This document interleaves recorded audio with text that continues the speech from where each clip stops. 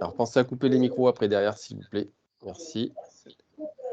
Voilà, à l'écran, vous avez donc les avantages club qui sont disponibles en fonction du niveau de label, hein. Donc, on rappelle que le premier niveau label, eh bien, c'est tout simplement l'affiliation à la fédération. Donc, qui vous permet déjà d'avoir une réduction et un bon d'achat. Et ensuite, en fonction du niveau de label qui vous a été attribué, bronze, argent ou or, ce pourcentage de réduction et le bon d'achat augmente, tout simplement. Voilà. Donc, pour tout ça, vous pouvez vous rendre directement sur moncompte.ffjudo.com pour pouvoir bénéficier des avantages de la boutique. Et vous pouvez également, voilà, il y a une petite démarche qui est sur le site, comment ça marche, comment concevoir un kit de rentrée sur la boutique également. Deuxième évolution, donc qui est en cours, hein, donc c'est l'espace licencié et l'extranet. C'est prévu logiquement pour une fin prévisionnelle décembre 2023. Il faut savoir que dans tous les cas, même si vous avez des soucis pour vous connecter sur le nouvel extranet, l'ancien extranet est toujours opérationnel, hein. Donc il n'y a pas de souci par rapport à ça.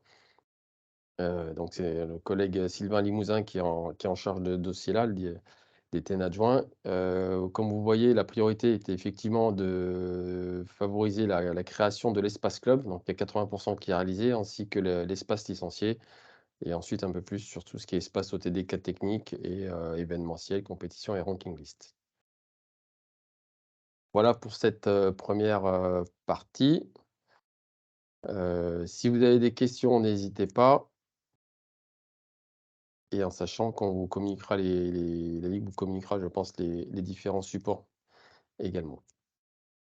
2e, alors il faut que je repartage l'écran.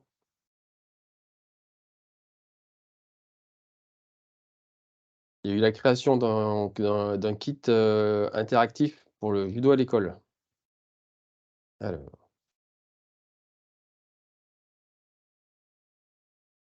voilà. Donc c'est plein de petits PowerPoint de présentation, c'est assez rapide, hein, c'est juste d'avoir une présentation, on rentre pas dans le détail. Donc pareil, c'est un guide pardon, interactif qui est mis à disposition sous la forme d'un module qui est disponible donc déjà sur le nouvel extranet, Documentech et Espace Club. Donc vous verrez, vous pourrez le trouver assez facilement.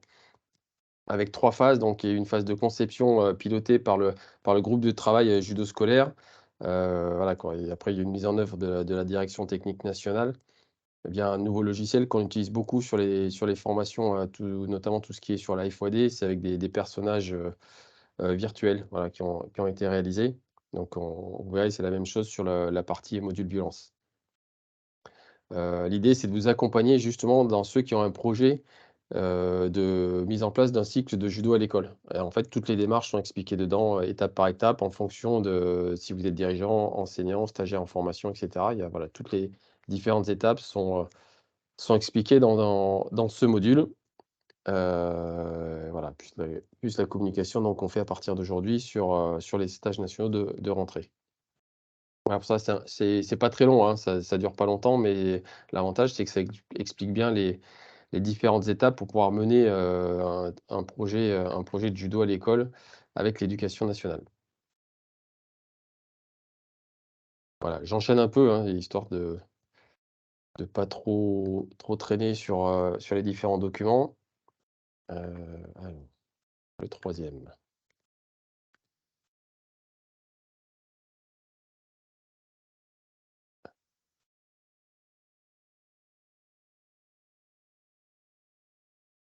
Voilà, donc celui-là, c'est juste pour vous rappeler les différents dispositifs ministériels qui sont actuellement mis en place. La reconduction du passeport. Voilà, donc je pense que tout le monde connaît, hein. C'est une opération qui a très, très bien marché, qui est reconduit encore, sur la saison 2023. Donc pour rappel, c'est un dispositif d'aide de 50 € qui est possible de contracter pour les clubs en saisissant, les informations sur le compte asso. Voilà, on fait partie des meilleures fédérations, voilà, 3e fédération en nombre de clubs bénéficiaires sur la saison dernière avec, plus de 92 000 judokas qui ont pu bénéficier de cette offre. Donc voilà, bon, avec un petit rappel des différents critères, éligibles pour que les familles puissent bénéficier de cette aide de 50 €. Voilà, il y a une petite moyenne qui a été faite, hein, 15 bénéficiaires en moyenne par club, ce qui représente plus de 2 850 clubs qui ont pu recevoir cette aide, sur la saison dernière. Autre dispositif, c'est les 2 heures de sport en collège. Donc ça, c'est un dispositif qui a été lancé l'année dernière par le ministère, qui est accentué cette année, hein. C'est des collèges qui sont sous convention avec le ministère pour pouvoir bénéficier de cette aide. Donc l'avantage, c'est que tout simplement pour les enseignants de judo, ça leur permet d'avoir des créneaux supplémentaires pour ceux qui peuvent en journée, avec des cycles qui peuvent aller de 1 à 4 cycles, de 6 à 8 séances. Donc on a conçu tout un guide avec pardon, voilà, le guide pédagogique qu'on a réalisé l'année dernière déjà. En fait, c'est un kit où il y a toutes les séances si vous voulez, voilà, pour pas vous embêter. Et on a déjà tout prévu. Bien sûr, ça reste qu'un outil, hein, c'est pas applicable à la lettre. Mais ça permet justement de pouvoir aller rapidement sur les collèges qui sont listés sur le site dédié du ministère. Donc vous l'avez ici, sport.gouv.fr, 2 heures de sport en plus au collège. Donc il y a tout ce qu'il faut, le kit de démarrage, la cartographie aussi des collèges qui sont concernés et différents outils qui sont à votre disposition. En sachant que justement l'objectif de cette aide-là, c'est que les 2 heures sont rémunérées directement par le dispositif. Voilà. Voilà pour celui-là. Michael, attends Ouais. une seconde. Michael, s'il te plaît. Ouais. Juste s'il y a des réactions ou des questions. Non,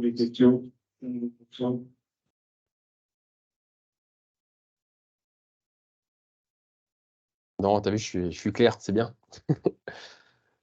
Non, n'hésitez pas, voilà, s'il y a des questions à la fin, on peut revenir sur les différents dispositifs, en sachant que moi je serai aussi également présent, hein, demain sur la journée sur le SNR, donc on peut en discuter aussi, à ce moment-là. Là, l'idée, c'est vraiment de faire une présentation assez générale.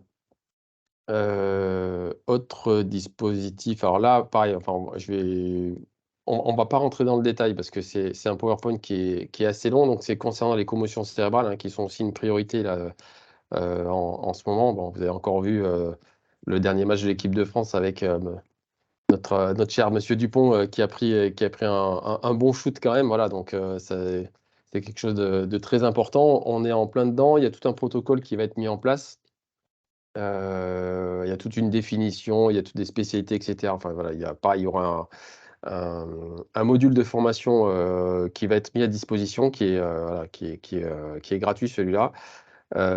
Tout simplement pour expliquer un petit peu les différentes phases du protocole. Donc là, voilà, il y a toute une explication de ce que c'est, le protocole, les spécialités par rapport au judo. Voilà, je passe rapidement parce que c'est quand même assez bien expliqué, et vous verrez qu'il y a quand même une formation qui est mise en place sur un module de formation en e-learning aussi. Voilà, avec différentes phases, voilà, l'ataxie, la crise tonique posturale, et cetera, avec des situations de jeu de différentes disciplines, hein, qui sont prises en exemple. Alors je vous avoue que certaines phases de jeu qu'on voit, ça fait quand même bien réfléchir parce qu'on voit des percussions qui sont assez importantes. Voilà, donc là, il y a ce protocole qui est mis en place, en fonction de la suspicion qui est flagrante, sur une compétition, parce qu'il y a la phase en compétition, et il y a aussi une phase qui est à l'entraînement ou en stage. Voilà, avec les différentes étapes, hein, la suspicion, s'il y a un médecin qui est sur la compétition ou pas.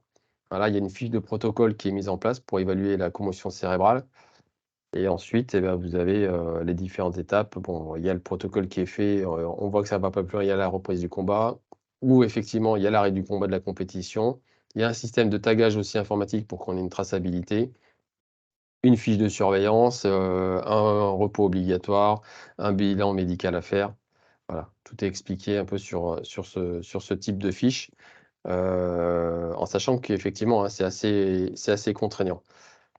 Et ce qu'il faut faire attention, c'est qu'effectivement, donc comme je l'ai dit, il y a la phase en compétition, mais c'est aussi la phase à l'entraînement ou en stage. Donc c'est là où il faut faire attention, et c'est là où il faut justement avoir des billes, pour pouvoir avoir les bons réflexes au bon moment, en sachant que la grosse difficulté, c'est, alors il y a le constat de la première commotion cérébrale, mais c'est surtout, d'éviter la récidive. Voilà.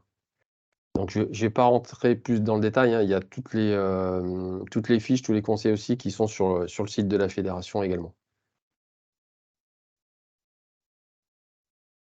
Voilà, en sachant que les tranches d'âge, c'est en fonction des 20 ans. c'est les moins de 20 ans et les plus de 20 ans, et les durées et les prises en charge sont aussi différentes si ce sont des judokas qui sont dans les structures fédérales d'entraînement.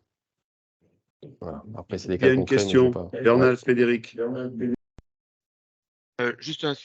Excuse-moi d'intervenir, juste un sujet là, parce que là c'est pris en charge depuis pas mal d'années dans d'autres sports qui sont évidemment concernés comme le rugby. Est-ce que nous on a des chiffres au niveau de la Fédération française de judo, là, de judoka qui auraient été impactés par le problème de commotion cérébrale? Alors, c'est une bonne question. Je n'ai pas l'information s'il y a des chiffres, je pense que oui. Magali, je ne sais pas si tu es au courant, si tu as l'information, mais je pense que oui. On doit avoir quelques référencements, mais pas officiellement peut-être encore. Voilà. C'est vraiment un protocole qui commence à se développer, à être mis en place. Donc là, on a l'équipe des médecins fédéraux qui sont également sur le dispositif. L'idée justement, c'est de mettre en place ce dispositif-là, et là, on va avoir une vraie base de données avec toutes les personnes qui sont concernées par les commotions, puisque du coup, quand une commotion sera vue et mise en place et le protocole mis en place, en fait, il y aura un tagage informatique et du coup, la licence sera bloquée pour que les personnes ne puissent pas combattre pendant le délai de traitement de la commotion cérébrale. Voilà. Donc là, voilà, est-ce qu'il y a une trace actuellement? Je ne pense pas, mais c'est en cours et au fur et à mesure, malheureusement, des mois qui vont arriver. Voilà. Est-ce que vous avez d'autres questions sur la commotion cérébrale? C'est bon? Voilà, je vais assez vite, hein. L'idée, c'est pas non plus de passer 10 ans sur chaque thématique. Concernant les aspects de la formation, alors on va voir différents petits points. Le premier, donc sur la lutte contre les dérives, les modules FOD qui sont mis en place, donc 2 modules obligatoires pour la rentrée, qui sont disponibles sur le site donc de jouacademy.fr pour vous inscrire. Donc le premier, c'est l'éthique et déontologie, et le deuxième, pardon, c'est les luttes contre les violences, en sachant que toutes ces formations sont intégrées dans le programme de formation des personnes qui sont sur les formations d'enseignement. La nouveauté aussi, c'est que les accompagnants vont devoir suivre ces modules de formation pour pouvoir coacher, en sachant qu'on va y aller progressivement, hein. On a effectivement mis des dates butoirs pour réaliser ce module, mais voilà, on sait que la mise en place est longue, que potentiellement ça concerne beaucoup de personnes, puisqu'il est rendu obligatoire pour les accompagnants, mais également pour les dirigeants de club. Il y a des prises en charge possibles sur le financement de ce module, puisque ça rentre dans les prérogatives aussi des bénévoles, hein, des bureaux, donc c'est-à-dire des présidents, secrétaire général et trésorier général. L'objectif, donc, c'est qu'il y ait une prise en charge du coût de ce module par l'OPCO, donc par l'opérateur de compétences qui est l'AFDAS pour le champ du sport. Voilà, l'objectif, c'est pas que les personnes payent directement le module, hein. Donc on est en train de voir différents types de solutions qui existent déjà, donc déjà par l'OPCO. Des fois, il y a des conseils régionaux, des conseils départementaux qui donnent des subventions justement pour suivre ce genre de formation. À terme, il pourrait également y avoir des prises en charge par les PSF ou les PST, alors les plans fédéraux et les plans territoriaux, notamment pour que ça puisse être pris en charge pour tous les accompagnants. Et quand on parle d'accompagnants, c'est aussi les arbitres, les commissaires sportifs, ceux qui organisent les compétitions.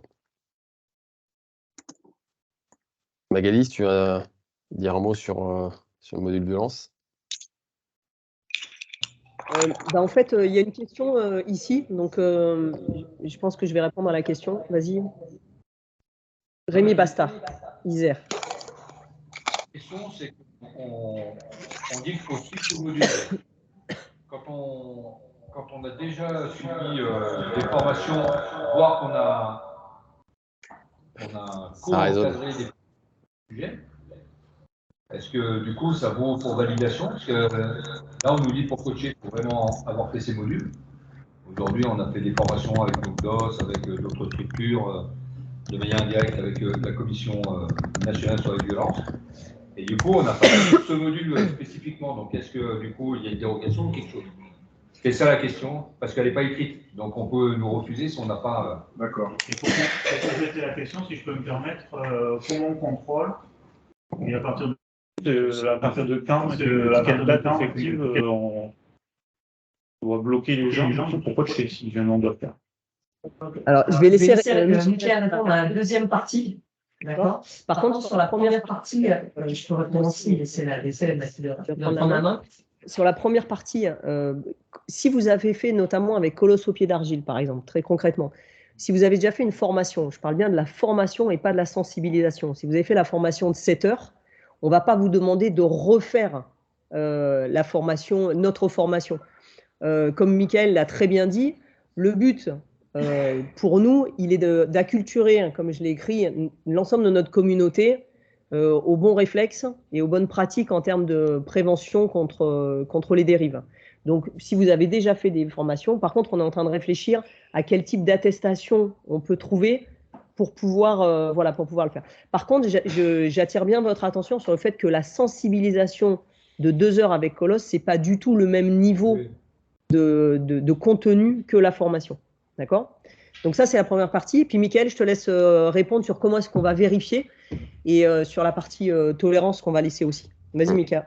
Alors, sur comment vérifier, on est en train de le construire, justement. C'est tout un système. Alors, excusez-moi pour les termes techniques dont je ne maîtrisais pas il y a encore quelques semaines, avec des API, avec des trucs informatiques, en gros, qui vont relier sur la base de données. C'est-à-dire que nous, on va avoir un système quand les gens vont s'inscrire, une fois que le module sera validé, c'est-à-dire quand on sera allé au bout du module, ça veut dire qu'il sera certifié, donc on aura une espèce de badge numérique, comme quoi on a bien validé le module, et celui-là va s'introduire directement dans notre base de données fédérale. Donc on verra que telle personne a bien réalisé le module à telle date, et donc sera autorisé à coacher, par exemple, en compétition. Voilà, alors par rapport à ce qu'a dit Magali, hein, j'en remets une petite couche. Hein. Quand vous allez voir la qualité du module et le niveau d'information qu'il y a et de compréhension, je vous le dis, c'est quelque chose à faire. Et effectivement, ça n'a rien à voir. J'ai suivi moi les modules de formation avec Colosse. On est vraiment sur de la formation là. On n'est pas sur juste de l'information. Donc même si on pense qu'on est déjà, on va dire, un peu au taquet, on connaît beaucoup de choses sur les violences, je vous incite fortement de toute façon à le faire, même si vous avez quand même fait des modules de formation à côté, parce qu'il y a un niveau d'expertise qui est largement supérieur. Et même pour tout vous dire, vous allez voir quand vous verrez, hein, on a une vidéo qui est faite par la directrice des sports du ministère qui nous complimente sur la qualité du module et nous incite même nous, hein, Fédération de Judo, à aller former dans les autres fédérations. Voilà. Donc ça veut dire que c'est un produit qui a été réalisé que même le ministère n'a pas réussi à le faire. Donc effectivement, voilà, c'est pas pour revendre le module hein, de ce qu'on a fait, mais on a mis longtemps quand même pour le faire parce que c'est quand même un projet depuis que l'équipe dirigeante est arrivée. Et voilà, ça a été long, effectivement, mais par contre, il y a une grosse qualité de ce module-là. Donc voilà, je pense que j'ai répondu, Romain, à ta question par rapport au tagage. Je crois qu'il y a une autre question aussi. Quelqu'un qui a la main levée. Oui, bonjour à tous. Attends, juste un instant, on n'a pas répondu complètement à la question de Romain par rapport à quand est-ce que ça va être opérationnel. C'est la deuxième partie. D'accord, Donc, ouais, ça résonnait, donc je n'entendais pas trop. Alors sur l'opérationnalité, c'est en cours. J'espère que dans les 2 semaines qui arrivent, ce sera finalisé, sachant que de toute façon, tous ceux qui ont déjà suivi le module, on les a déjà identifiés. Donc il n'y aura pas de perte. Mais une fois qu'on aura mis notre protocole vraiment en place, parce que c'est compliqué, parce que potentiellement, il peut y avoir quand même beaucoup de monde, donc il faut qu'on soit capable, on va dire, d'industrialiser un peu la méthode, mais ça va arriver rapidement. Là. Ouais, et dernière chose, il y avait une partie de la question qui était sur à partir de quand les coachs seront interdits de coacher. On a déjà commencé à répondre à cette question-là. Nous, au départ, on voulait qu'à partir de janvier, tous ceux qui n'avaient pas suivi ne puissent pas coacher sur les compétitions officielles. En réalité, il va y avoir un peu de souplesse parce que le but pour nous, il est que l'ensemble de nos encadrants, ils puissent suivre cette formation. Donc, on ne veut pas être sur un système punitif, donc plutôt sur un système incitatif. Donc, il va y avoir une tolérance sur cette année. Par contre, sur les phases nationales, à partir de mars en général, là, les entraîneurs, les coachs, ils auront dû tous, ceux qui iront coacher au national, avoir validé leur module. Voilà. Pardon pour le monsieur qui voulait poser sa question. Allez-y, on vous écoute. Bonjour, donc Lionel Lachaume. Là, je n'interviens pas en tant que secrétaire général. Là, j'interviens en tant que président de club. Puis j'ai repris la présidence du club Pont-Salomon-Saint-Ferriol en septembre, là, parce que bon, voilà, il y avait besoin de la reprendre et besoin de quelqu'un qui connaisse un peu le club. Ça fera que la 3e fois que je reprends la présidence. Il n'y avait pas énormément de candidats. Il n'y en avait pas même. Bon. Le fait de... Alors, sur la démarche, moi, j'adhère. Mais par contre, on fait de plus en plus de choses et on complexifie de plus en plus la fonction des dirigeants de club. Le fait de complexifier de plus en plus, hein, il y a maintenant une vingtaine d'années que je suis dans le judo, c'est de plus en plus difficile de trouver des bénévoles. Trouver des financements, c'est aussi de plus en plus complexe. Le pass support, c'est bien, mais c'est les clubs qui font l'avance de trésorerie. C'est les clubs qui se retrouvent à faire aussi tout le suivi administratif. Et il vient en plus du pass région. Donc, je pense qu'à un moment, il faut fixer des priorités.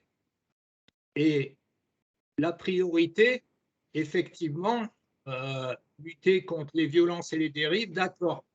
Mais après, il faut aussi peut-être entreprendre une démarche de simplification pour tout le côté administratif.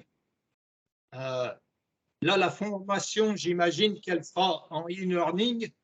Bon, c'est très bien de l'adresser au coach, ça c'est normal, au président encore. Après, président, secrétaire et trésorier, eh ben, bon courage pour trouver des bénévoles. Voilà, merci à tous. Tu as le micro coupé, Magali. Ouais, merci Lionel. J'avais pas vu que c'était toi qui posais, qui avait levé la main. Oui, je suis chiant. Non, pas du tout. C'est pas ce que j'ai dit. Hein. J'avais pas une lunette, j'avais pas vu que c'était toi. Oui, évidemment, ce que tu dis, ça, tout le monde en a conscience. Après, pour moi, un club qui aura déjà permis de suivre à son président qui porte la responsabilité en cas de problème et à son entraîneur, on est déjà bien. Tu vois, si jamais nos 5000 clubs, ils ont formé leur président et leur club, on pourra dire qu'on a atteint un bon niveau déjà de lutte contre les dérives. Donc, allons déjà jusque-là. Ça n'enlève pas pour autant la question que tu soulèves, qui est la question de la complexification pour les dirigeants de club. Après, moi, je vous apporte un élément complémentaire. Cette formation, c'est quand même une injonction forte du ministère, comme souvent. Le ministère, il nous envoie beaucoup de choses, enfin, il délègue beaucoup de choses aux fédérations. Et nous, on n'a pas beaucoup d'autres choix que de faire suivre. Donc aujourd'hui, c'est sur la lutte contre les dérives et tout le monde est d'accord pour dire que c'est essentiel. Demain, ce sera sur la radicalisation. Il faut le savoir de toute façon. Et par le passé, on a eu beaucoup de choses sur le dopage, etc. Le ministère, il fait son travail. Nous, les fédérations, on a une délégation de service public aussi. Donc, on est tenu de répercuter j'appelle ça injonction, mais injonction, c'est toujours connoté de manière un peu négative. Là, en l'occurrence, c'est quand même des choses qui vont dans le bon sens et notamment qui vont dans le sens de protéger nos dirigeants, enfin vous les dirigeants de club. Donc, on travaille, on essaie de faire en sorte que ce soit le moins contraignant possible pour les clubs. On n'y arrive pas toujours. Le e-learning, c'est déjà une solution parce que si on avait dû organiser dans chaque comité, là j'ai pas mal de présidents de comités qui sont ici, des temps de formation pour que les profs se déplacent et viennent, ça aurait été aussi compliqué. Donc, ce n'est pas toujours idéal. On essaie de faire pour le mieux. Et si vous avez d'autres conseils, d'autres manières de faire, nous, on est preneurs. Hein, on ne détient pas la science infuse. Nous, le comité départemental, le 30 septembre, il y a la formation Colosse au pied d'argile. Donc moi, comme je suis cumulard, j'avais prévu d'y aller en tant que secrétaire, donc je serai présent en tant que président de club. Donc pour moi, ce n'est pas un gros problème, hein, personnellement, puisque, bon, je devais la faire. Mais le problème, il est tout autre. Il faut trouver des bénévoles pour les clubs qui prennent les responsabilités Et il faut aussi leur simplifier la vie, quoi. Parce que là, ce que j'ai fait, j'ai été président une fois 3 ans, une fois 7 ans. Là, je repars encore. Bon. Mais ce que je vois, c'est que chaque fois que je reprends, c'est un peu plus complexe que la fois d'avant. Donc, j'accuse pas ni la fédération, ni par contre l'État. Il y a 10 ans qu'on nous bassine sur la simplification administrative et même plus, et on ne la voit jamais venir. Voilà. Merci à tous. Après, c'est aussi pour ça hein, que le module il est proposé justement en e-learning, hein, complètement dématérialisé, justement pour avoir le temps de le faire à n'importe quel moment. Voilà. En moyenne, un module dure 2 heures. L'avantage, c'est que vous pouvez le couper, vous pouvez l'arrêter, faire qu'une demi-heure, revenir le lendemain, refaire une demi-heure, etc. Voilà. On a essayé justement, en prenant en compte ce que tu dis, Lionel, hein, que ça soit le moins contraignant possible pour la plupart des gens. On laisse un délai d'1 mois en moyenne pour le faire. Donc, si vous le découpez en tranches de 30 minutes, je pense que c'est largement réalisable par rapport à. Voilà. Bon, ça fera peut-être rater un épisode d'une série, quoi. Voilà.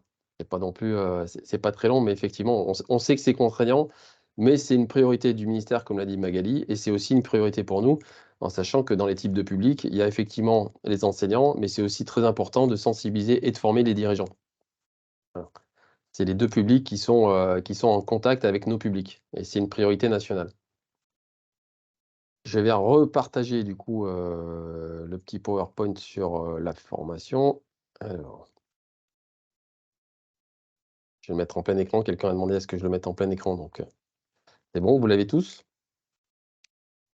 Donc voilà pour les modules violence. Donc voilà, il y a un petit teaser qui existe. Bon, je pourrais vous mettre éventuellement un petit bout de vidéo, l'échéancier, les publics cibles, donc on en a parlé.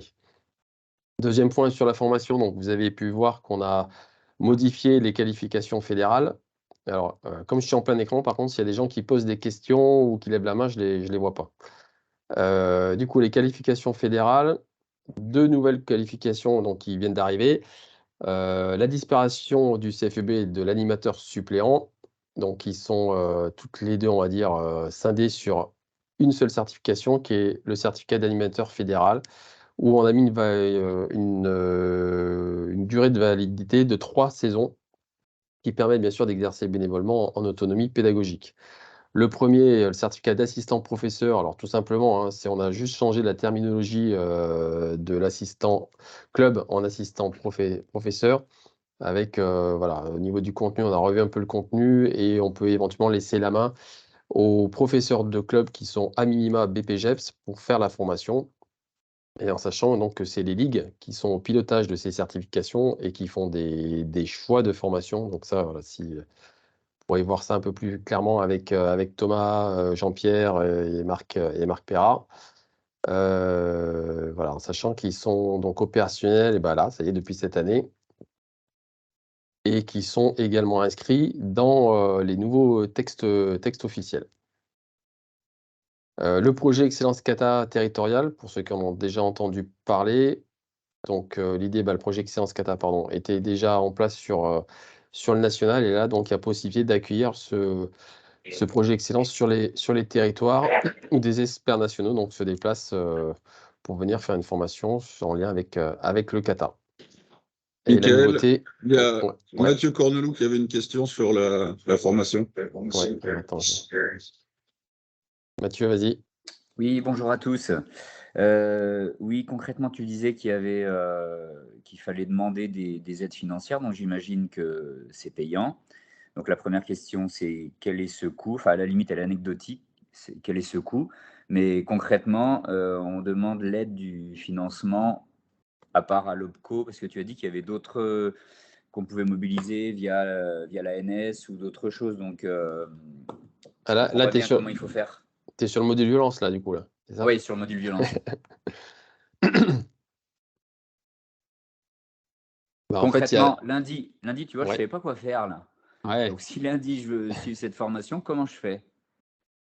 Eh ben, soit tu es finançable, donc tu t'inscris sur le site de Joe Academy, tu remplis un formulaire et tu peux être pris en charge 100%. Ouais. Il y a toute une démarche à suivre, c'est directement sur le site de Joe Academy, module violence, et il faut cliquer, s'inscrire. On reçoit, il faut monter un dossier pour ceux qui peuvent être pris en charge par l'OPCO. Et ensuite, on débloque un crédit de formation et tu reçois un lien et tu fais ta formation. D'accord. Et donc, c'est 2 fois 2 heures, si j'ai bien compris? Ouais, c'est dit 2 fois 2 heures, en sachant que le premier, c'est possible de le faire un peu plus rapidement. D'accord. Et en fait, il faut juste le suivre, il n'y a pas d'évaluation à la fin? L'évaluation, elle est pendant le module. C'est inclus dans le module. Merci, Mickaël. De rien, Mathieu. Jacques Bell. Bonjour. Quels sont les prérequis pour le certificat d'assistant professeur et l'autre certificat?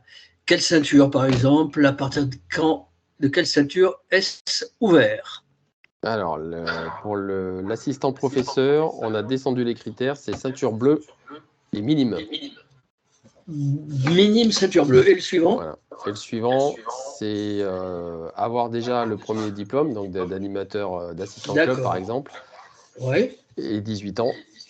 Ou alors, si on n'est pas passé par le premier niveau. Le précédent, pardon, je n'ai pas suivi l'âge, le précédent. Le CAP. 18, pardon? 18 ans.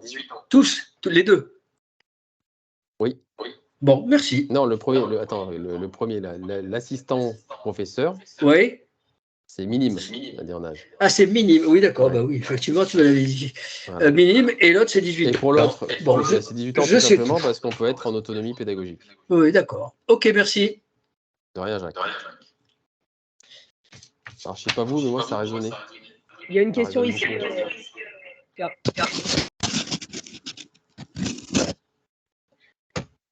Oui. Qui a une question?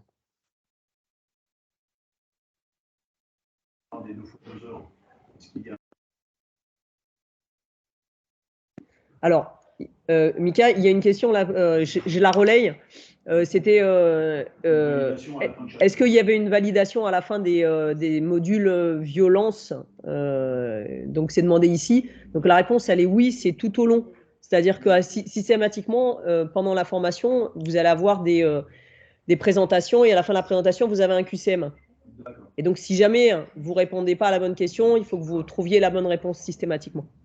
D'accord ? Il y a différentes situations avec des exemples à chaque fois. Et du coup, quand on parle de telle thématique, quand on l'évalue, on évalue au fur et à mesure de la thématique.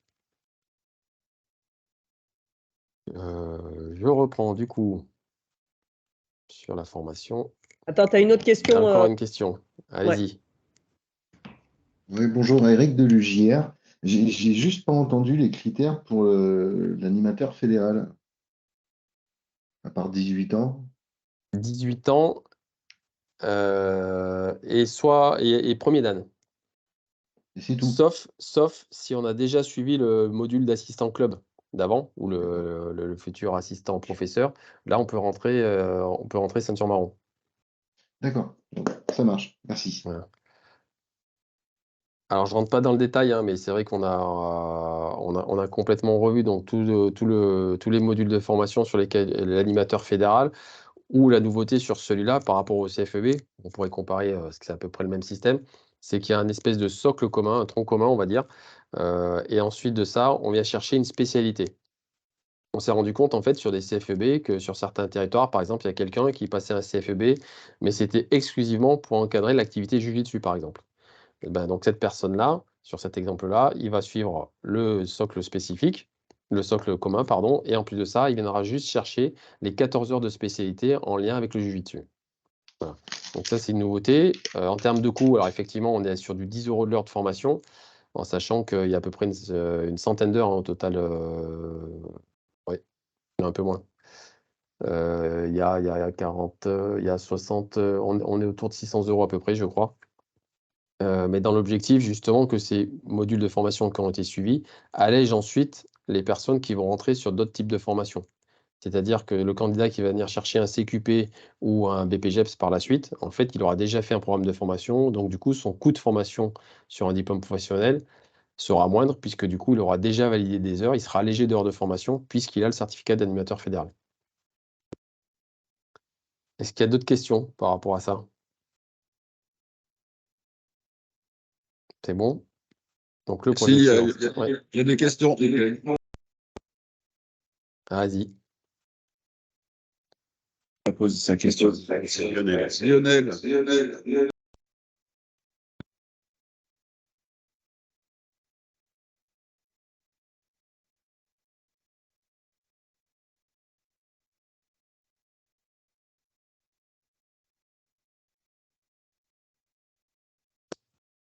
Lionel, tu as la main. Vas-y. Il y a plusieurs Lionel. Hein. C'est pas Lionel Lachaume, il a assez parlé de toute façon, Lionel.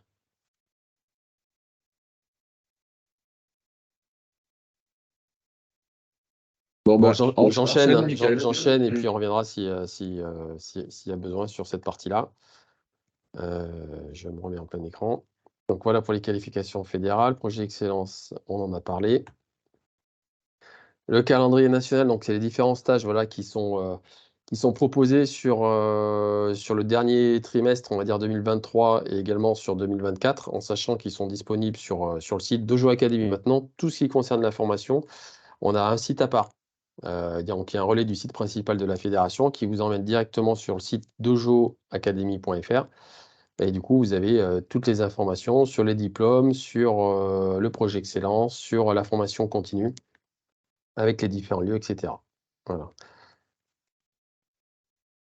Également un guide du dirigeant. Magali, je te laisse peut-être plus intervenir sur cette partie-là, si tu veux.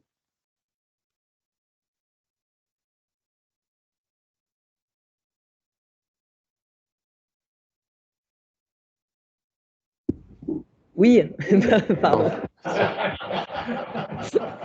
Je suis malade, excusez-moi. Ah oui, c'est vrai. Oui, par contre, le son, il est... Ah, c'est que ça résonne. Il y a quelqu'un peut-être à côté qui a un micro ouvert, Magali, non?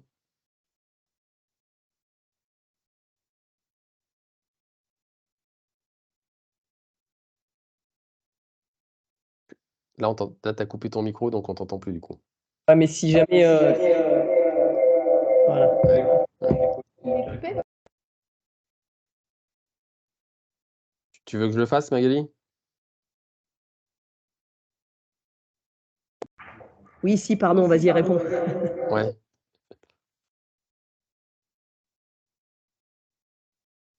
Donc, comme vous le voyez à l'écran, hop, je le remets en plein écran. Voilà, c'est un guide qui a été totalement refait. Hein. C'est un gros pavé, c'est un gros travail qui a été fait par la commission pilotée par Magali, justement. Voilà, des nouveaux chapitres qui viennent compléter donc, ce guide qui est déjà sorti l'année dernière, avec Tu ne partages rien là pour le moment, fais gaffe. Ah, pardon. Bah, merci, parce que moi, je l'avais à l'écran.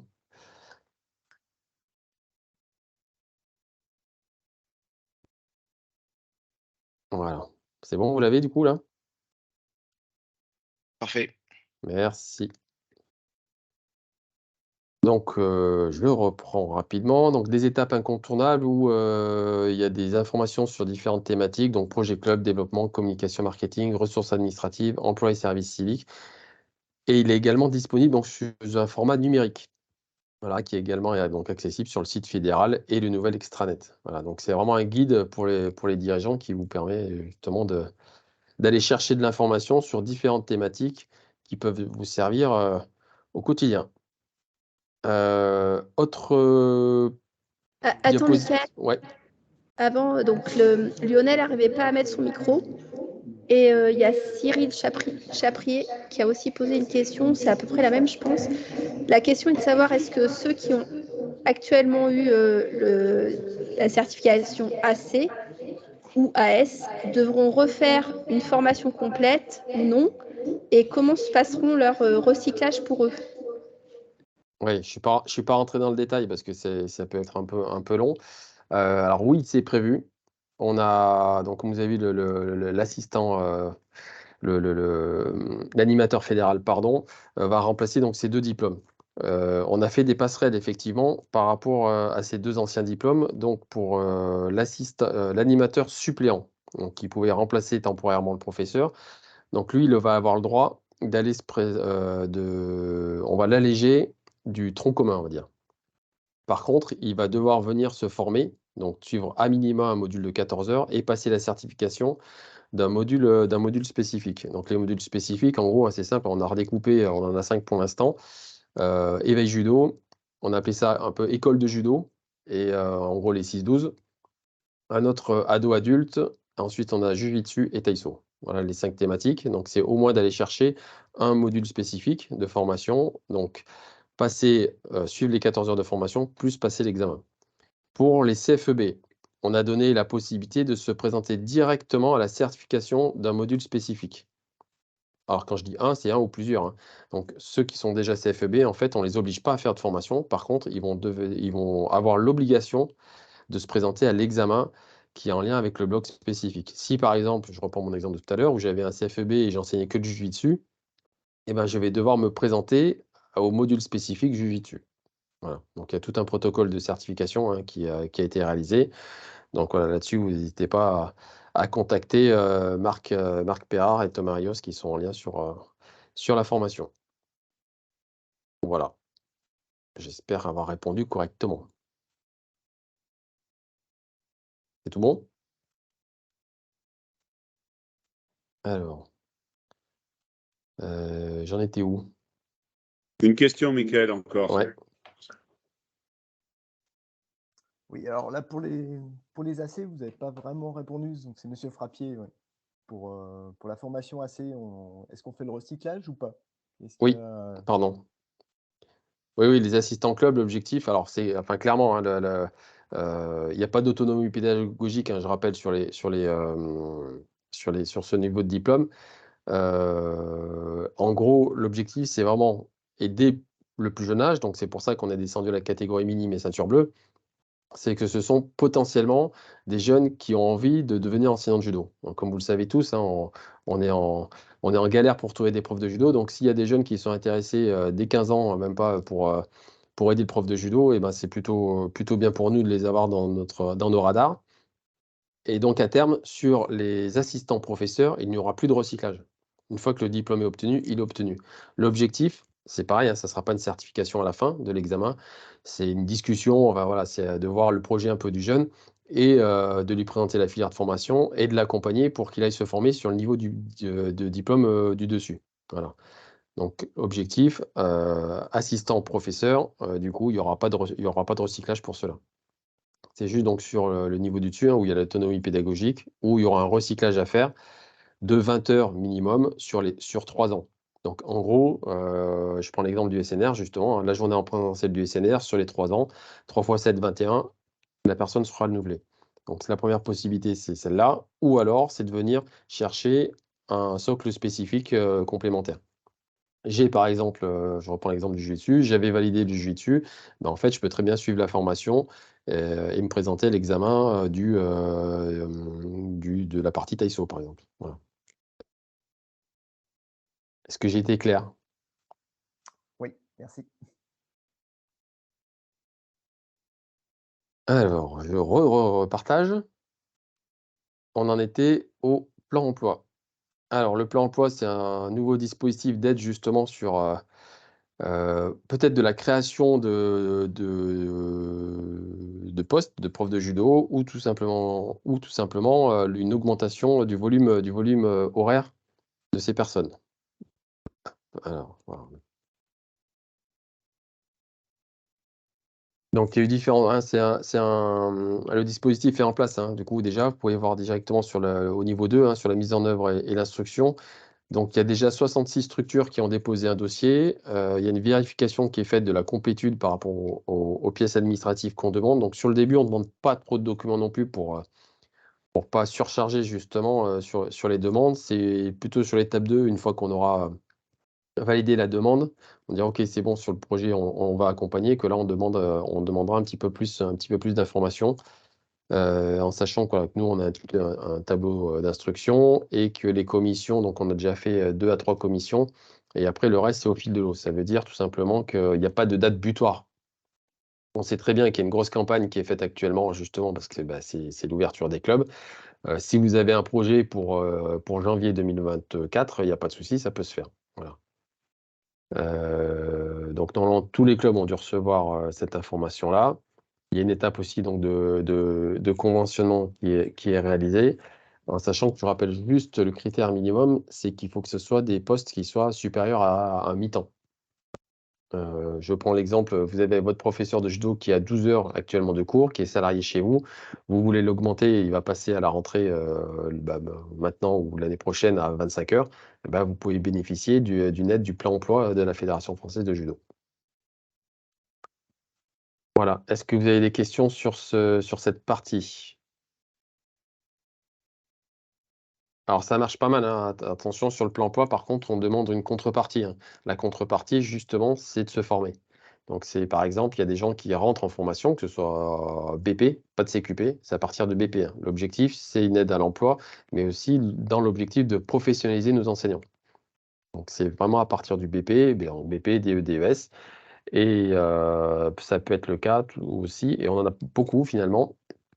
Pour la contrepartie, c'est suivre des modules de formation continue. Donc certains vont venir chercher du module taille 61, taille 62, protection personnelle, etc., etc. Et donc pour ceux qui sont déjà lancés dans le dispositif, j'en profite pour vous rappeler qu'il y a donc une réunion, justement une visio lundi, la semaine prochaine, pardon, pas lundi, mardi, sur justement cette contrepartie de formation continue obligatoire. Est-ce que c'est bon pour ça? Pas d'autres questions? Je continue. Voilà pour ça. Je ne sais pas si je sais j'ai vu Alric qui était là. Est-ce que tu veux intervenir sur le para? Est-ce que vous avez prévu d'intervenir là sur le para? Moi, j'ai une présentation demain, du coup. Tu fais demain. Voilà. Il y a une partie Ok. pratique et avant, il y aura une partie présentation de prévu. D'accord. Bon, je pense que voilà, c'est déjà 11 h, donc je vais m'arrêter là pour les informations fédérales, Jean-Pierre. Je sais pas si je te repasse la main peut-être pour la suite. Oui, merci Michael en tout cas. Si tu n'avais pas été là, j'aurais eu du mal à tout présenter quand même. T'inquiète pas, j'avais bien prévu d'être là. Donc moi, je vais enchaîner par un petit peu les informations régionales, mais par contre, on va solutionner le problème de l'écho.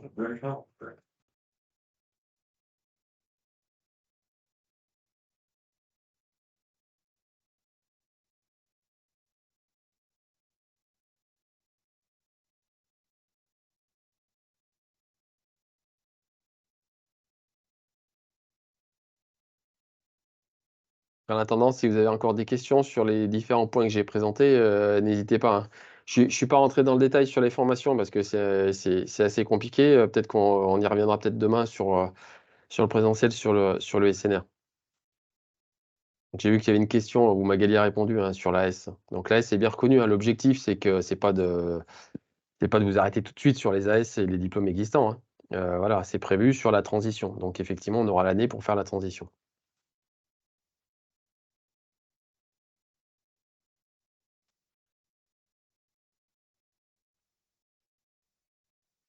Alors, est-ce qu'il y aura cette année un CQP ou un CFEB JJB? Alors oui, chaque année, alors par rapport au JJB, on travaille en lien avec la confédération du JJB. Donc chaque année, on propose une formation sur le JJB. On est en train de construire un CQP. Le CFEB existe, hein, et je vous rappelle que pour les enseignants de judo, on fait une formation spécifique pour nos professeurs de judo pour se former sur le JJB. Qui leur permet justement d'obtenir le CFEB et à terme, donc ça veut dire pas avant 2024, hein, de toute façon, parce qu'on a des délais de construction qui sont assez longs, mais il se pourrait, je dis pas que c'est fait, parce que c'est toujours compliqué ce genre de dossier, il se pourrait très bien qu'il y ait un CQP JJB qui voit le jour d'ici, on va dire, peut-être septembre 2024.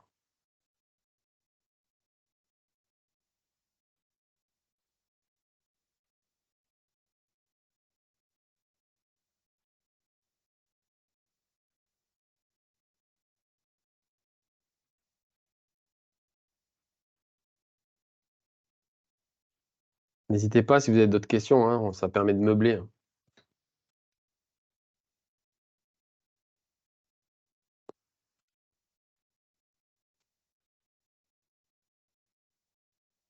Lionel Lachaume, t'as pas une petite question? C'est bientôt l'apéro, non?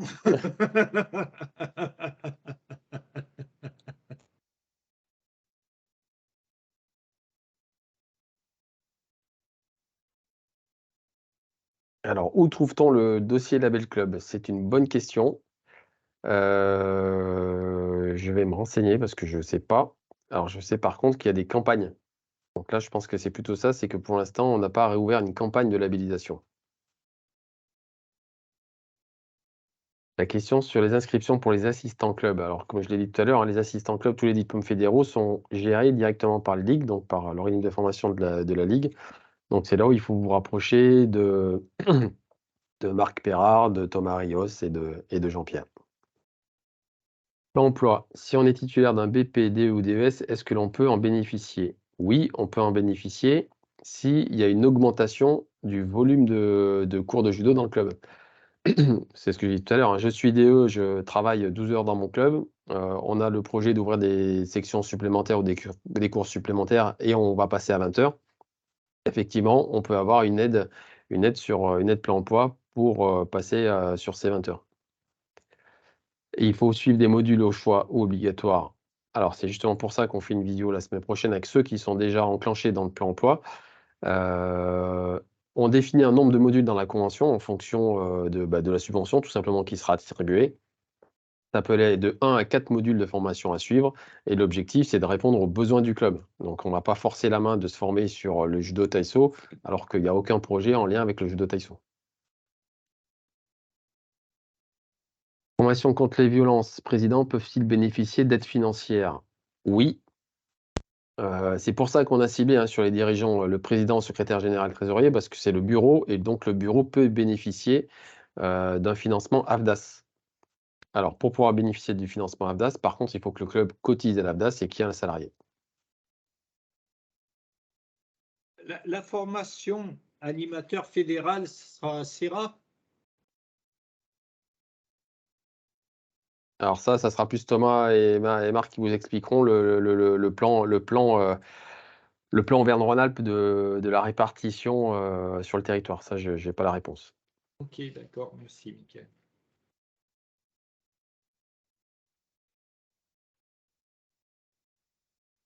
Alors, le financement des profs bénévoles et donc des bureaux des assos et des profs bénévoles. Alors, tout ce qui est bénévole, justement, c'est là où on est en train de voir différents types de financement. Ça existe sur les collectivités territoriales, certaines prennent en charge. Et après, peut-être qu'il y aura des regroupements portés par les comités départementaux ou les ligues, justement, on va dire en tête de réseau, pour pouvoir mettre des enveloppes plus importantes. Voilà. Mickaël, je viens répondre sur les lieux de formation. Ouais. Donc, les formations CQP, c'est Serra, Lyon, Voiron et Romans-sur-Isère. Et La Roche.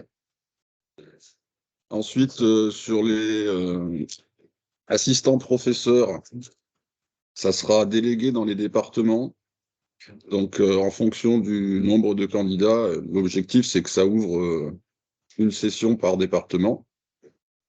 Et ensuite, pour l'animateur fédéral, on fera une répartition en fonction du nombre d'inscriptions. Les inscriptions se feront auprès de la Ligue et en fonction du nombre de candidats et des socles qui sont recherchés. On fera une répartition au plus proche des territoires, sachant que le socle, le tronc commun, il sera dispensé par la Ligue, alors sur Serra, sur Lyon et peut-être en Isère, Dromardèche, on n'a pas encore identifié le lieu, mais au moins 3 centres. Et puis les socles spécifiques dans les départements avec possibilité de regrouper 2 départements limitrophes si le nombre de candidats n'est pas suffisant. Voilà. J'espère que j'ai répondu à la question. Ok, merci. Merci Thomas. T'as Cadra qui demande si le CQP se fait bien à La Roche. Saison.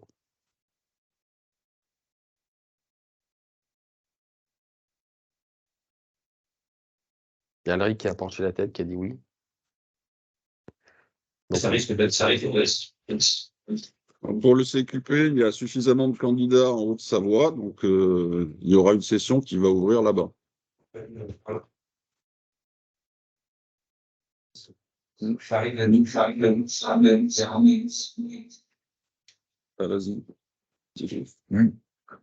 Bonjour. Ça risque d'être plus sur Albin, sur le secteur de Remilly, parce que ça sera central par rapport aux demandes des personnes qui se sont inscrites au CQP. Alors, je reprends la main 2 secondes, Thomas. Il y a une question sur les AS qui veulent passer le diplôme fédéral. Alors, c'est pas qui veulent, c'est qu'ils vont avoir l'obligation. L'exemptif du socle commun, oui, c'est ce qu'on a dit. Les AS vont pouvoir suivre la formation directement du socle spécifique qu'ils auront choisi.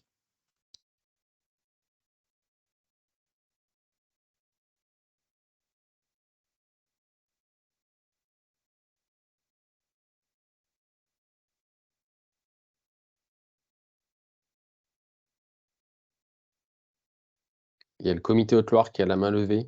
Il y a une question ou pas?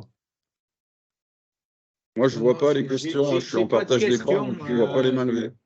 C'est moi qui suis pour les deux. Je ne sais pas pourquoi la main reste toujours levée. C'est pas grave, c'est technique. Je vais te la baisser.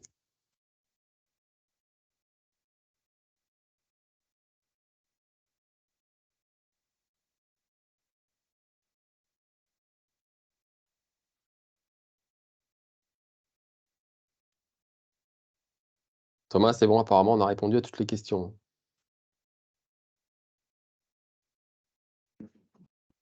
Ok, ben, Jean-Pierre, tu peux enchaîner.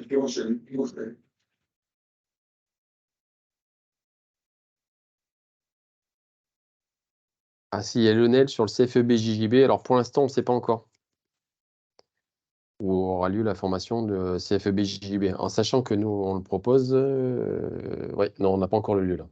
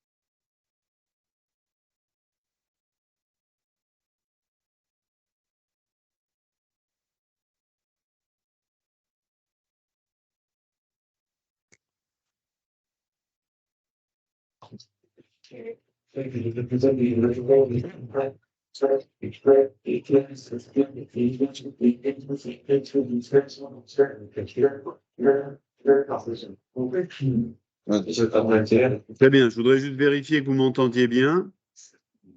Mickaël, tu m'entends? Tu peux lever le pouce? Je suis là. Bon, c'est bon, super. mais il faut pas qu'il y ait de bruit à côté, en fait, Jean-Pierre. On va Si les gens parlent enchaîner à côté, sur les informations fédérales, mais qui sont plutôt relatives à la Ligora. Pour ça, on va s'appuyer. Il y a quelques supports que m'a communiqué Bruno Mur. Donc, on va essayer de travailler un petit peu sur le déroulé. Et puis, bien sûr, s'il y a des questions au fur et à mesure ou à la fin, j'essaierai d'y répondre, sachant que j'ai besoin d'encore un peu de temps pour mieux connaître l'ensemble des dispositifs et notamment le déroulement des différentes activités. Comment je fais pour le... Alors, en premier lieu, je reviens un petit peu sur ce qu'est le projet d'organisation pour la Ligue Auvergne-Rhône-Alpes avec les différentes actions et comment ces actions se déclinent. Alors, on va revenir sur les schémas de qualification. Je pense que beaucoup les connaissent. Je ne vais pas y passer trop de temps, hein, mais avec des couleurs un petit peu différentes pour mieux illustrer et que ça rende un petit peu plus lisible et plus facile la compréhension de ces différents dispositifs. Hein, d'accord? Donc, le vert clair, vous le voyez, c'est tout ce qui est du ressort des départements et des championnats interdépartementaux. Sachant que le point qui est à retenir, je pense que vous le savez, mais on le répète, c'est la possibilité de déléguer certaines organisations à un club. Voilà. Okay. Deuxième cas, ce sont avec un vert plus foncé, des manifestations organisées, financées et qui sont placées sous la responsabilité de la Ligora. Enfin, en bleu, toutes les organisations sous la responsabilité du national et de la fédération. Concernant les benjamins, donc les animations restent exclusivement à l'échelon départemental. Et vous avez ici un petit peu l'organisation et le détail de l'organisation sur la filière. Je ne vais pas trop m'y étendre, mais vous regardez s'il y a des choses qui appellent un certain nombre de questions. On en discute bien entendu. Comment?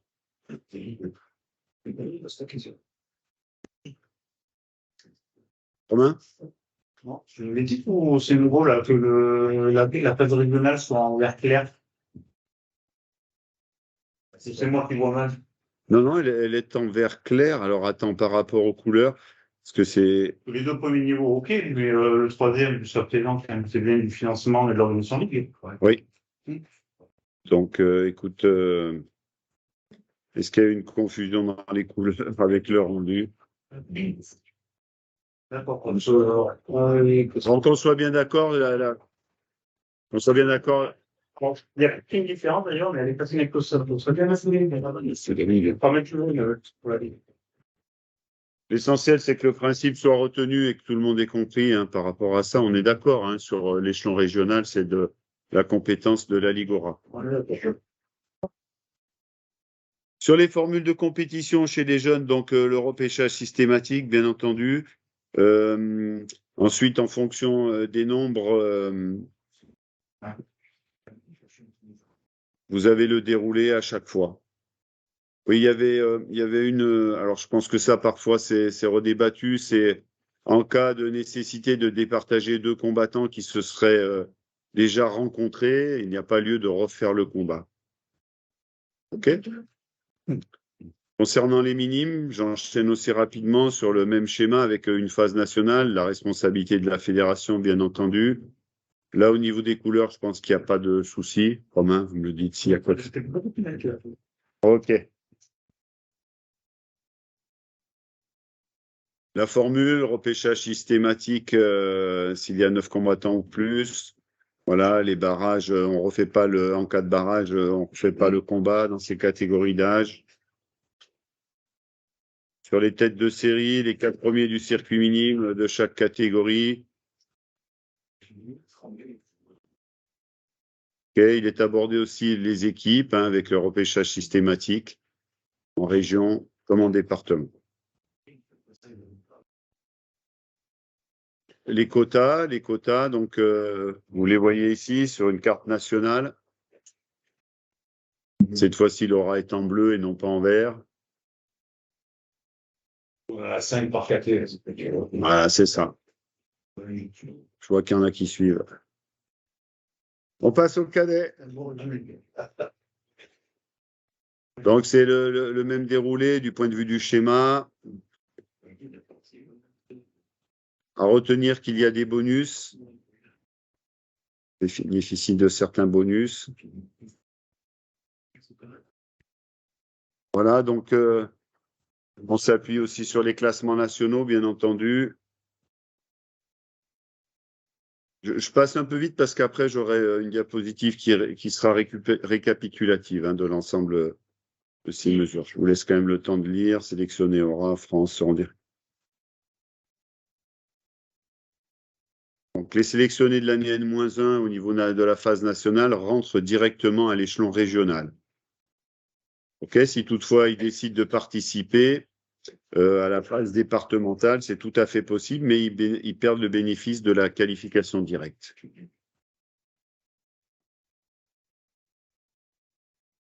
Oui. Oui.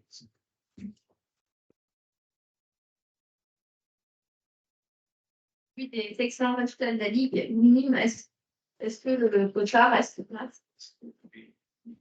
Sur les informations qu'on a aujourd'hui, c'est le même. C'est le même. 5 par contre. Ouais, c'est le moment. Il n'y a pas de bonus sur les podiums nationaux minimes, malheureusement pour nous, puisqu'on a fait 16 ou 17 podiums l'année dernière. Et ça reste à 5 j'en un peu artileux, parce que là, chez les minimes, ça reste à 5 par catégorie sur la ligne. Pour répondre à la question, donc oui, chez les minimes, en effet, malgré ou plutôt grâce aux très bons résultats, il n'y a pas de bonus supplémentaire, on reste à 5 qualifiés. Ouais, malgré. Filière junior, le détail de la filière des juniors, de bonus.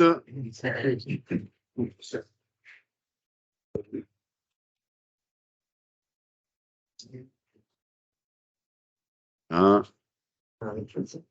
Bien sûr, la prise en compte de la ranking list nationale chez les juniors. Là encore, les sélectionnés à la phase nationale directement qualifiables pour le championnat régional. Et même chose qu'auparavant, bien entendu, on perd le bénéfice de la qualification si on s'engage à l'échelon départemental. Double repêchage pour le championnat première division. On en arrive aux seniors. Filière excellence, même déroulement, les bassins, championnat aura, bascule vers les phases nationales. Ok, double repêchage et repêchage systématique pour le championnat 3e division.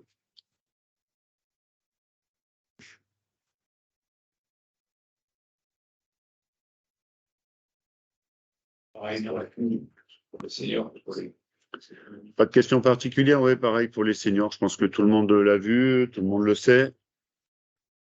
Les compétitions par équipe. D'accord. Chez les minimes, inscription directe au championnat interdépartemental. Le quota est de 6 par bassin. Chez les cadets, juniors et seniors, l'inscription directe au championnat régional.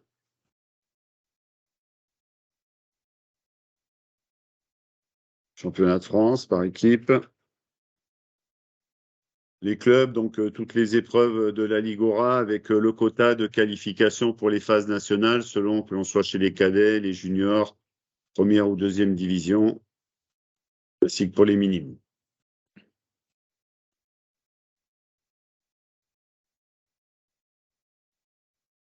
Voilà, ça c'était le premier document que m'avait demandé de représenter Bruno. C'était pour faire un petit rappel un petit peu sur l'organisation, sur la compétition. On a abordé le point des minimes, donc c'est vrai que je voulais souligner, je l'avais noté, sur le sportif. Je pense qu'il est bien de rappeler que sur les minimes, il y a eu d'excellents résultats la saison dernière. Donc moi j'arrive, je suis nouveau, mais quand on m'a expliqué un petit peu l'organisation, le fonctionnement, je tenais à féliciter ceux et celles qui se sont investis sur cette catégorie d'âge, aussi bien au niveau des clubs qu'au niveau des départements et au niveau de la région. Je pense que chez les minimes, il y a un travail qui a été fait, qui est en profondeur, qui a porté ses fruits, puisque la région Auvergne-Rhône-Alpes a été classée première région au niveau national. Et je pense qu'il faut poursuivre l'effort. Les minimes, c'est une des bases, un des piliers un petit peu de notre dispositif, notamment dans le champ de la compétition, de la détection. Donc, je voulais simplement rappeler la qualité du travail qui avait été fait et puis surtout la nécessité de pérenniser ce travail et de continuer dans le même état d'esprit par rapport à cette catégorie d'âge. Si on est solide, bien organisé, bien structuré chez les minimes, logiquement, c'est quelque chose qui doit rejaillir chez les cadets, chez les juniors, voire chez les seniors. Donc, à souligner et encourager le travail qui a été fait chez les minimes. D'accord ? Voilà pour ça. On va passer sur le deuxième document, Thomas. Donc, c'est celui de synthèse. Vas-y,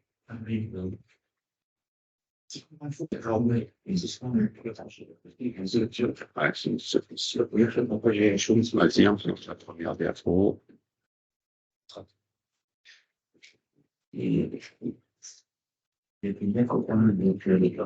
Voilà, ça c'est un document de synthèse qu'avait préparé Bruno. Je pense que il reprend un petit peu des éléments de ce que l'on a vu précédemment, mais je pense qu'il y en a un qui est plus intéressant, enfin qui permettra à chacun de mémoriser.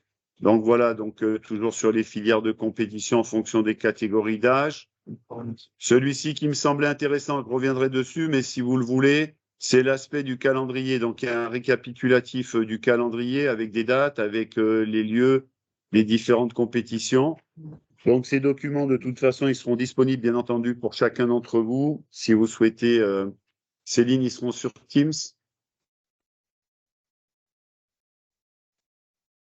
D'accord. Voilà donc les 3 secteurs, Loire-Auvergne, secteur rhodanien, secteur Alpes, les dates des championnats au niveau de la Ligue Aura, les lieux. Et puis ensuite, bien entendu, toutes les phases nationales. Alors, je vais passer sur la diapositive suivante avec quelques particularités ou quelques recommandations, bien entendu. Je pense que pour ceux qui suivent régulièrement les compétitions, il n'y a pas de problème particulier, mais voilà, rappel sur les quotas, rappel un peu sur certaines obligations, notamment sur les pesées, et puis les références au texte officiel pour tout ce qui touche aux catégories de poids et organisation. On a vu tout à l'heure les systèmes de qualification avec repêchage systématique ou double repêchage. Une petite question peut-être. Oui. Par rapport à la tolérance de poids sur les pesées, c'est 100 grammes pour les garçons, 200 grammes pour les filles. Avec t-shirt. Je vais le noter parce que c'est vrai que ça n'a pas été mis, ça. Ça a changé il y a 1 an ou 2. Ça avait changé non officiellement il y a 3 ans. Et puis, on avait été obligé de revenir en arrière parce que ça n'avait pas été voté. Voilà. Et après, c'est été voté. Donc, on est bien à 200 grammes pour les filles. D'accord.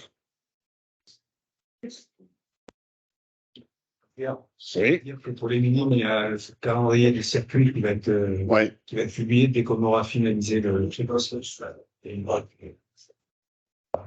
Oui, petit rappel aussi sur le calendrier du circuit minime. Donc, la majorité des dates sont arrêtées. Il y avait certaines interrogations sur les lieux.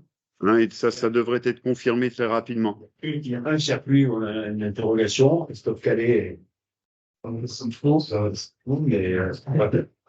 dès qu'il sera positionné, on pourra donner le défi. Voilà, on attend donc. Juste de dire, je me permets de, je sais pas si on le voit, de dire que cette année, il y a une évolution dans le circuit minime, c'est-à-dire qu'on va tenir compte du tournoi de Dijon, donc qui n'est pas en aura évidemment, mais on en tient compte dans la classification parce que on s'est aperçu que pour les meilleurs minimes, ça les fait changer d'air un petit peu, que c'était intéressant qu'ils aillent voir ailleurs, et du coup on le comptera dans les points, voilà, dans le classement. Et autre changement aussi, les minimes pourront être classés dans 2 voire 3 catégories de poids différentes, d'accord, dans la limite des 3 meilleures performances de la saison. Contrairement à l'année dernière, là cette année, on aura un classement, une possibilité de classement dans plusieurs catégories de poids, un peu comme les rankings listes nationales cadettes et juniors. On s'est calé un petit peu sur ce qui se fait au niveau national. Voilà les seuls changements pour les circuits minimes. Merci Arnaud. C'est bon, Thomas? C'est sûr? Ouais.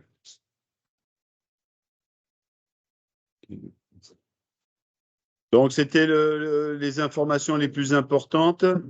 Si certains ont des questions à faire remonter, c'est le moment pour pouvoir le faire. Je reste disponible. On a quelques diapos complémentaires, mais l'essentiel, c'était surtout sur ces deux diaporamas.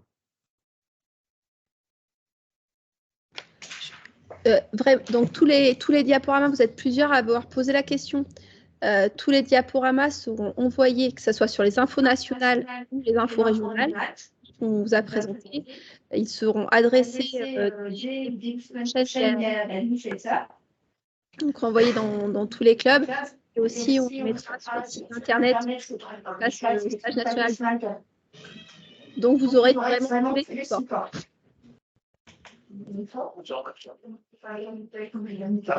Oui. Senior, c'est marqué les formules, tout ça, particularité. Avant, les deuxième et troisième livres, c'est des animations. Maintenant, c'est international. International, peut-être pas. Magali, peut-être. Senior, double repêchage. Oui.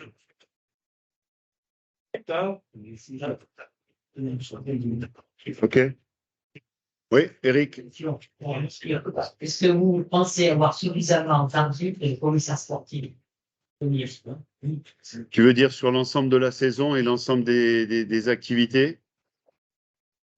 Si Christelle était là, elle pourrait peut-être nous aider à répondre là-dessus.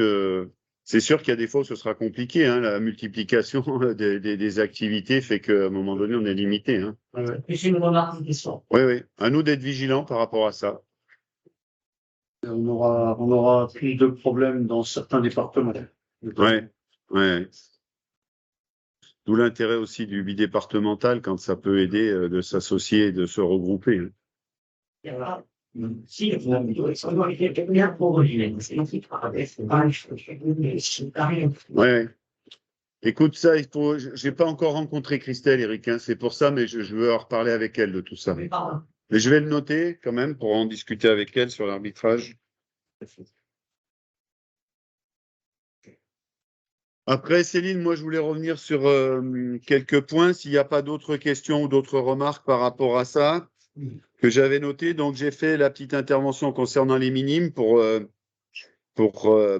souligner et rappeler donc la bonne performance d'ensemble et que je souhaitais qu'elle soit pérennisée. Je rends d'ailleurs hommage à Patrice qui coordonne cette catégorie d'âge. Je voulais parler de 2 ou 3 points un petit peu en complément. Vous l'avez tous entendu. Donc, depuis la rentrée, Bruno a quitté le poste de DTR. Il a glissé sur un poste de coordonnateur en charge d'un pôle France, le pôle France de Grenoble. Donc, il y a à nouveau sur la Ligue Auvergne-Rhône-Alpes un pôle France qui vient compléter le dispositif de la filière d'accession au niveau. Donc, quelque part, je pense que c'est important, c'est quelque chose qui renforce tout notre dispositif et qui nous permettra de pouvoir accompagner les jeunes compétiteurs qui souhaitent s'impliquer, s'investir dans un parcours de compétition jusque quasiment au dernier échelon, on pourrait considérer, puisqu'après le pôle France, bien souvent, c'est l'INSEP pour les tout meilleurs. Donc voilà, ça pour dire simplement que du point de vue sportif, on a la chance, c'est pas le cas forcément de toutes les régions, on a la chance d'avoir un dispositif qui est vraiment complet, qui doit nous permettre d'accompagner dans les meilleures conditions l'ensemble des jeunes compétiteurs. Et moi, je voulais insister là-dessus en tant que DTR, l'objectif qui sera le mien sur l'Olympiade à venir, c'est surtout de créer une vraie coordination entre les différentes structures et une vraie cohérence entre l'ensemble des structures pour que le travail soit efficace et complémentaire. Et il y a le CUF aussi de l'université, donc c'est vrai qu'on a un maillage qui nous permet de pouvoir accompagner dans d'excellentes conditions. Après, donc, on en a parlé rapidement tout à l'heure, donc moi je reviens sur la Ligue, c'est nouveau. Je voulais aussi dire que, Céline, tu es à côté de moi, il y a aussi un nouveau CTF qui a été accueilli donc en Savoie. Mathieu Scanavino, voilà. Donc c'était important, ça complète là encore le dispositif, c'est quelqu'un qui vient renforcer le TR. Je pense que c'est une excellente chose pour l'aspect sportif, mais pas uniquement. Je voulais parler aussi donc sur le pôle France, après les championnats du monde, il y aura l'affectation de Gilles Bonhomme, qui est en charge des équipes de France junior, qui viendra renforcer aussi lui aussi l'encadrement technique. Donc ça veut dire que vraiment, je pense qu'on a les éléments en main pour bien faire, quoi. Et on va s'employer en tout cas à le faire. Ok, j'oublie personne là-dessus, Céline. Voilà, dernier point, ça a été abordé un petit peu tout à l'heure par Mickaël. Je voulais simplement remettre un petit peu l'accent dessus. Le plan emploi, vous avez tous entendu un petit peu les modalités. Je pense que là aussi, c'est un outil au développement qu'il faut que l'on utilise, auquel on se doit d'avoir recours. N'hésitez pas à le solliciter. Le plan 1000 dojo aussi, il y a eu quelques créations. Dans le Puy-de-Dôme, il y a eu une création à Sauxilange. Il y a peut-être d'autres exemples sur l'ensemble de la Ligue, je ne les connais encore pas tous, mais gardez bien dans un coin de la tête ces projets-là et que si on peut amener des gens, les accompagner, les aider, je pense que c'est important. Autre point que je voulais souligner, vous avez tous vu l'impact actuel du rugby, de la Coupe du Monde de rugby, on en parle, on en reparle énormément. Il faut quand même que nous, on se prépare à être capable d'exister à cette période. C'est la période où les clubs recrutent, c'est la période où se font les inscriptions. Il faut qu'on soit présent, il faut qu'on communique, il faut qu'on soit présent dans les forums associatifs et autres, de façon à promouvoir le judo et qu'on puisse attirer dans nos clubs aussi des licenciés, faire comprendre le rugby, c'est bien. Le judo, c'est mieux. Voilà, on va dire ça. Mais je pense qu'il faut quand même être vigilant. Voilà, je souhaitais, toujours dans les projets de développement, on en a reparlé un petit peu avec Céline, je souhaitais mettre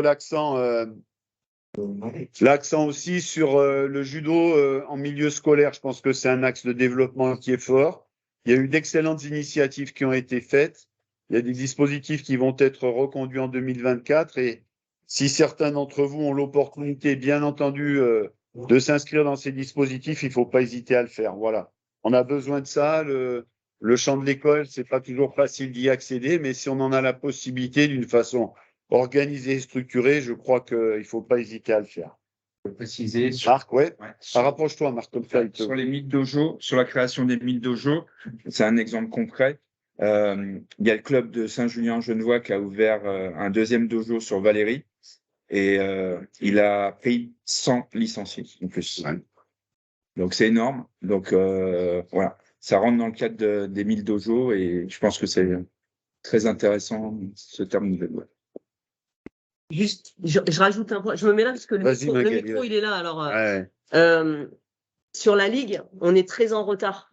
Pour vous donner un exemple, la Nouvelle-Aquitaine, ils sont à 17 dojos solidaires qui sont signés. En Oran, on est à 3. 17, vous faites, alors même si c'est peut-être très ambitieux, mais 17 fois 100, ça fait, faites le calcul. Donc, il faut vraiment profiter. On est sur on est presque sur les délais à la fin, là. C'est-à-dire que les 1000 dojos, ça devait s'arrêter en 2024. On va avoir une chance. C'est que le président Macron, là, il a annoncé le prolongement du dispositif. Merci, du dispositif 2024-2026 sur des programmes scolaires.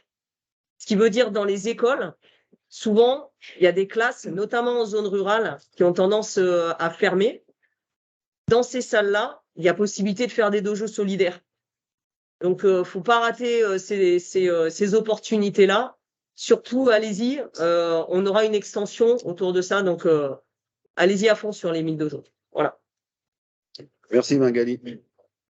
Donc voilà, pour conclure, je pense qu'on a les outils, à nous de savoir s'en servir et pour continuer de promouvoir le judo et développer un petit peu l'ensemble des structures de la Ligue Auvergne-Rhône-Alpes.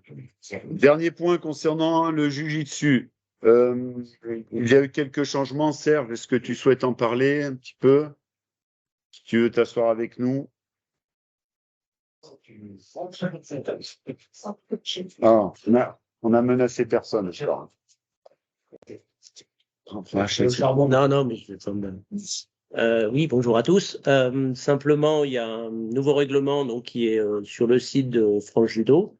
Il y a un nouveau logiciel aussi qui se met en place, là, on l'aura probablement pour cette saison, qui sera plutôt calqué sur le judo avec le même système que les Shiai.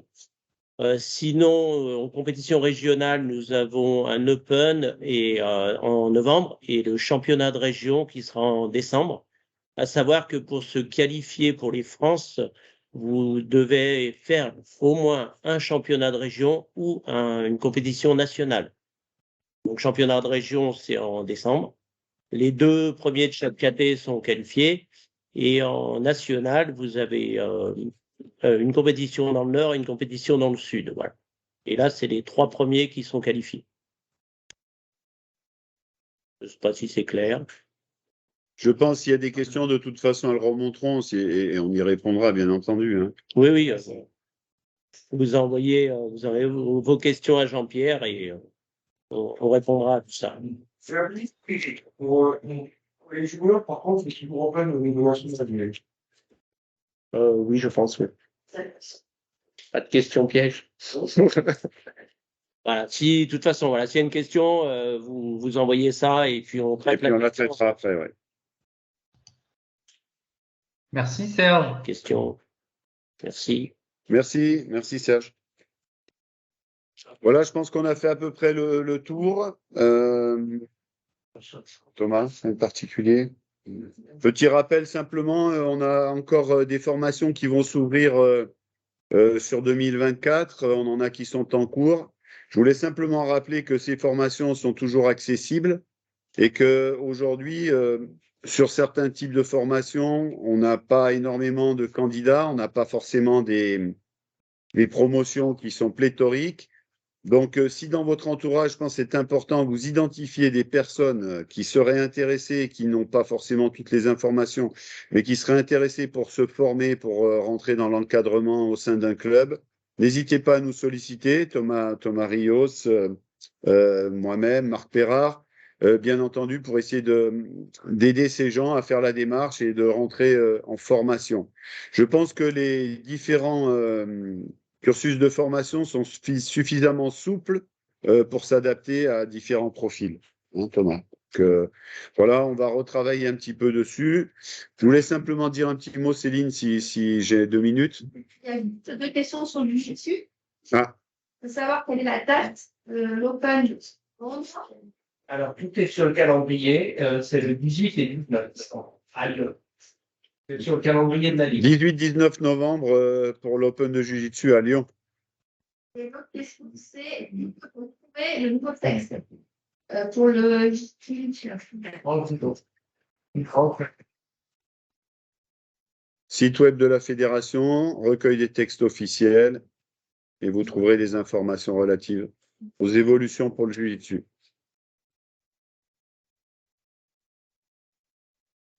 Céline, c'est bon? Dernière petite chose, donc, juste sur ma prise de fonction, j'avais fait un message que j'avais envoyé à l'ensemble des gens inscrits sur l'Assemblée générale concernant la déclaration AFDAS pour la prise en charge des frais pédagogiques. Sur le SNR, ouais, pardon. Et j'ai vu que ça avait créé de la difficulté, donc j'avais pourtant essayé de bien formuler mon message, mais ça n'a pas toujours été compris. Donc, je voulais revenir là-dessus parce que il me semble important que chacun comprenne, tous les clubs qui actuellement emploient donc des enseignants qui ont des personnes qui sont salariées dans leur club peuvent prétendre à une aide ou une prise en charge de formation pour les personnels des clubs, pour les enseignants. Je pense qu'il faut que chacun comprenne bien la démarche envers l'AFDAS parce que de plus en plus, tout ce qui concernera les formations passera par la plateforme de l'AFDAS. Donc, même si la procédure peut sembler parfois un peu compliquée ou difficile, c'est difficile surtout la première fois. Je pense qu'après, tout le monde aura compris le mécanisme et chacun sera en capacité de pouvoir bénéficier de ces aides. Voilà, donc sur l'AFDAS, n'hésitez pas à vous documenter, à vous renseigner parce que je pense qu'on y fera de plus en plus appel, Céline, hein, si je ne me trompe. Donc, c'est important pour chacun.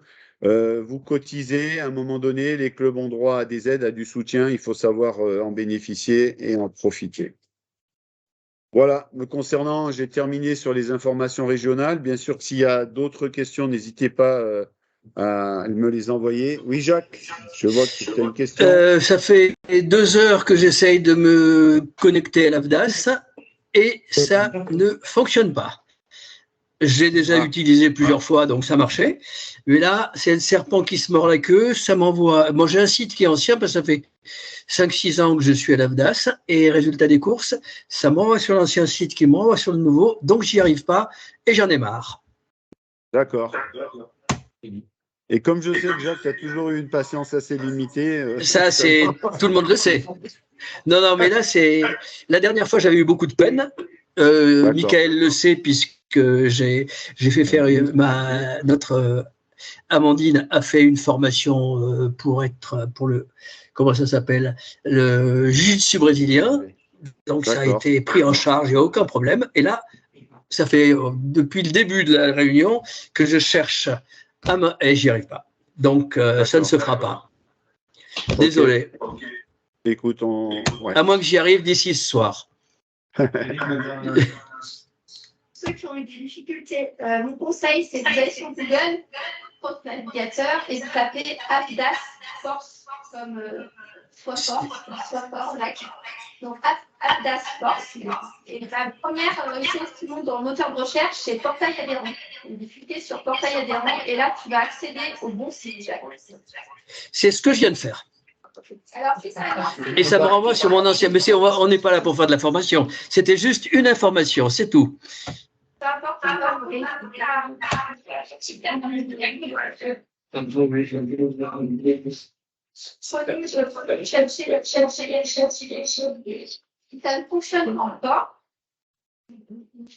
Si ça ne fonctionne encore, c'est que depuis que l'AFDAS en fait a changé sa plateforme, les mots de passe antérieurs ne fonctionnent plus forcément.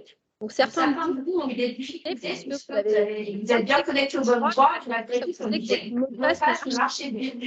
En fait, c'est que la date, en changeant de plateforme, on simplifier peut-être des fois les choses, on changeait les mots de passe. Donc pour ce faire, il faut demander à votre conseiller AFDAS votre nouveau mot de passe, sinon vous n'arriverez pas à vous connecter. Ça facilite. Oui, Martine. C'est ce qui m'était arrivé la dernière fois. Il a fallu que je retéléphone au conseiller. Et voilà.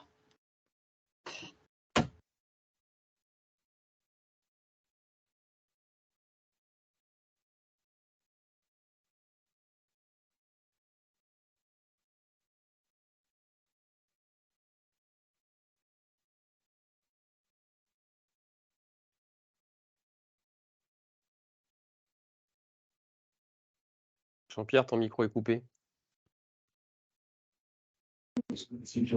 Voilà. Bon, nous avons terminé pour. Oui, Philippe. Oui, bonjour. Juste une question. Où est-ce qu'on peut trouver le devis et le programme de formation pour la partie violence, puisque dans la demande d'ABDAS, il faut les fournir. Est-ce que tu peux répéter, s'il te plaît, parce que j'avoue que je n'ai pas entendu. Oui, je disais, où est-ce qu'on peut trouver le devis et le programme de formation pour la partie violence, puisque dans la demande au niveau de l'ABDAS, il faut les fournir. C'est tout expliqué une fois que vous avez fait l'inscription sur Dojo Academy. Il y a toutes les démarches dessus. Mais il faut d'abord s'inscrire. Ok, merci.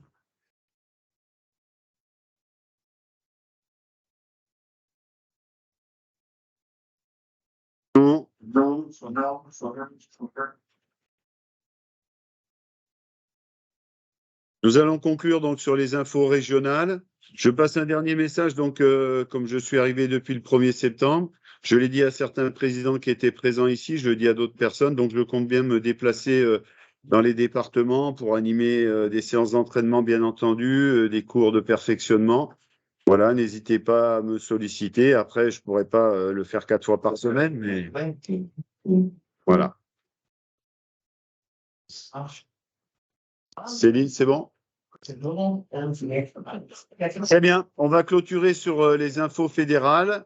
Et puis, je repasse la parole à Céline et à Magali si besoin. Merci à tous. T'as le son, là?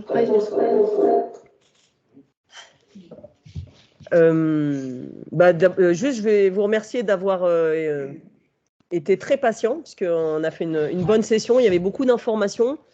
Vous dire aussi que vous connaissez la situation de la Ligue. C'est pas facile. Pour autant, vous avez là des équipes qui sont mobilisées. On va essayer de faire en sorte que la tutelle soit la plus transparente possible pour les clubs. Voilà, on est tous quand même. On va faire le maximum. On compte sur vous. Je sais que je le dis à chaque fois, mais le judo, c'est surtout dans les clubs qui se passe. C'est avant tout là-bas. Donc, merci pour votre travail au quotidien. On espère que tout ce qu'on met en place, que ce soit au niveau du national, au niveau de la Ligue et même vos comités, voilà, on est tous là ce sera utile et on est tous là pour vous accompagner et pour vous aider. Donc, s'il y a des éléments qui ont été diffusés aujourd'hui qui restent pas forcément clairs, rapprochez-vous. Jean-Pierre, il vient de le dire. Il y a tout le monde là qui est là pour vous accompagner. Et un petit message pour Lionel, on va faire en sorte que ce soit le moins contraignant possible. Voilà ce que je voulais vous dire. Je vous dis aussi à demain pour celles et ceux qui seront sur le tapis. Où il y aura un beau programme aussi qui vous a été concocté. Et puis pour les autres, à bientôt. Merci à tous. Bon.